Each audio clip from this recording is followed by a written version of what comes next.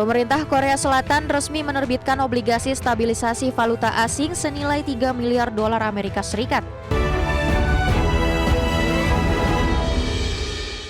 Pemirsa, pemerintah Korea Selatan resmi menerbitkan obligasi stabilisasi valuta asing senilai 3 miliar dolar Amerika Serikat. Hal ini merupakan penerbitan tunggal terbesar sejak tahun 2009 yang ditujukan untuk memperkuat cadangan devisa dan menjaga stabilitas nilai tukar won di tengah ketidakpastian pasar global. Pemerintah Korea Selatan resmi menerbitkan obligasi stabilisasi valuta asing senilai 3 miliar dolar Amerika Serikat. Kementerian Keuangan Korea Selatan melaporkan penerbitan obligasi falas jumbo tersebut terdiri dari 2 seri utama, yakni 1 miliar dolar Amerika Serikat untuk tenor 3 tahun, serta 2 miliar dolar Amerika Serikat untuk tenor 5 tahun.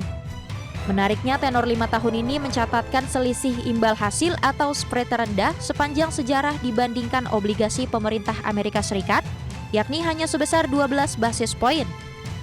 Langkah agresif ini diambil sebagai jaring pengaman preventif untuk menghadapi fluktuasi ekonomi eksternal yang kian meningkat. Keputusan penerbitan obligasi ini dilakukan setelah cadangan devisa Korea Selatan tercatat terus menyusut dalam 2 bulan terakhir. Per Januari 2026, cadangan devisa negeri gingseng turun 2,15 miliar dolar menjadi 425,91 miliar dolar Amerika Serikat. Penurunan ini merupakan dampak dari upaya intervensi kebijakan pemerintah untuk menahan tekanan depresiasi terhadap mata uang won terhadap dolar Amerika. Dengan tambahan likuiditas dari hasil penerbitan obligasi ini, Seoul berharap dapat menambah bantalan cadangan devisa yang lebih kuat, di mana stabilitas nilai tukar won menjadi prioritas utama guna menjaga daya saing industri dan menekan inflasi impor.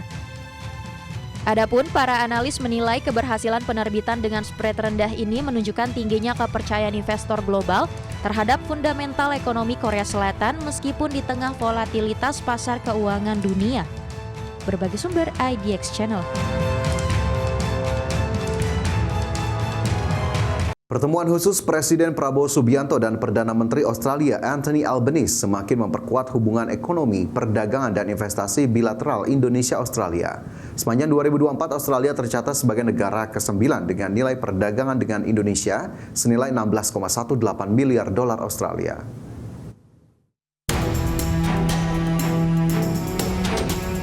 Hubungan bilateral Indonesia dan Australia sangat strategis. Keterkaitan kemitraan strategis kedua negara terbalut dalam kerjasama perdagangan dan investasi yang cukup kuat.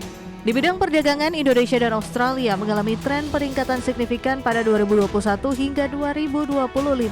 Tercatat nilai ekspor Indonesia ke Australia mengalami peningkatan signifikan dalam 5 tahun terakhir, yakni mencapai lonjakan hingga 100%. Berkat implementasi Indonesia-Australia Comprehensive Economic Partnerships Agreement, dengan total nilai perdagangan mencapai 35,38 miliar dolar Australia pada akhir 2028. Nilai perdagangan ini tercatat melonjak hampir 3 kali lipat dibandingkan tahun 2020. Pada 2024, ekspor Indonesia mencapai 4,96 miliar dolar Amerika dan impor mencapai 10,44 miliar dolar Amerika. Investasi Australia di Indonesia sepanjang 2024 tercatat tumbuh 37%, mencapai 11,09 triliun rupiah.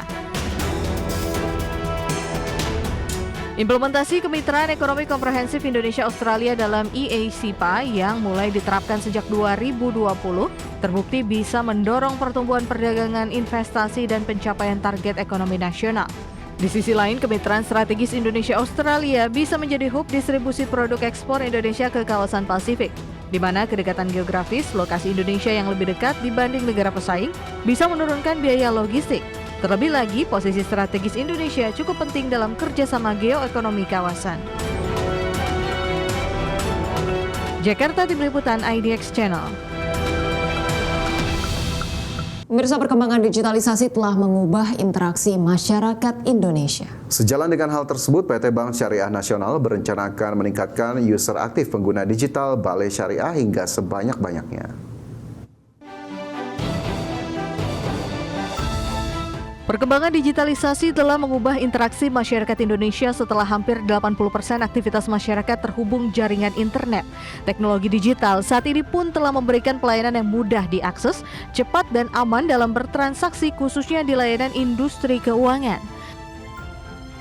Sejalan dengan adanya transformasi digital itu, PT Bank Syariah Nasional berencana akan melakukan improvement bisnis dan digital agar dapat meningkatkan user aktif Bank Syariah Nasional dan penggunaan aplikasi Balai Syariah by BSN.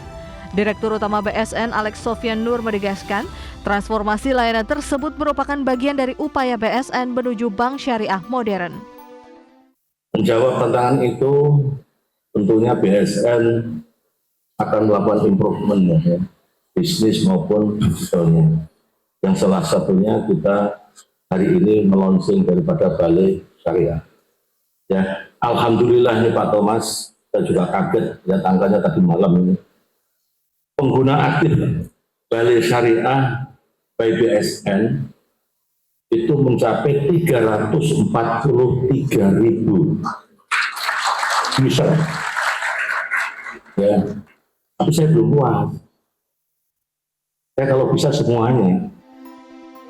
Guna meningkatkan user aktif khususnya pengguna digital Balai Syariah, kedepannya akan dikembangkan menjadi super app syariah yang akan dibekali dengan beraneka ragam fitur finansial serta non-finansial seperti transfer dana, pembayaran listrik, hingga pembayaran perjalanan dan pelunasan ibadah haji. Jakarta, Rikian Wardi, IDX Channel.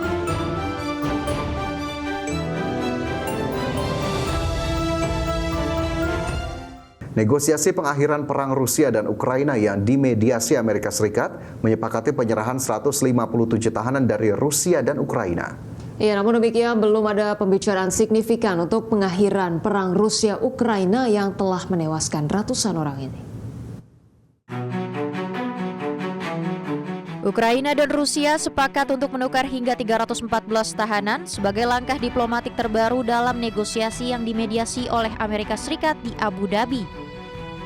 Meski demikian, belum ada pembicaraan signifikan untuk pengakhiran perang Rusia-Ukraina yang telah menewaskan ratusan orang ini.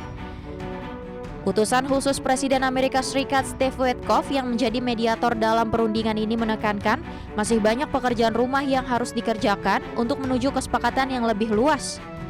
Adapun pertukaran tahanan kali ini menjadi pertukaran pertama dalam 5 bulan terakhir, di mana Rusia dan Ukraina masing-masing akan menyerahkan 157 tahanan.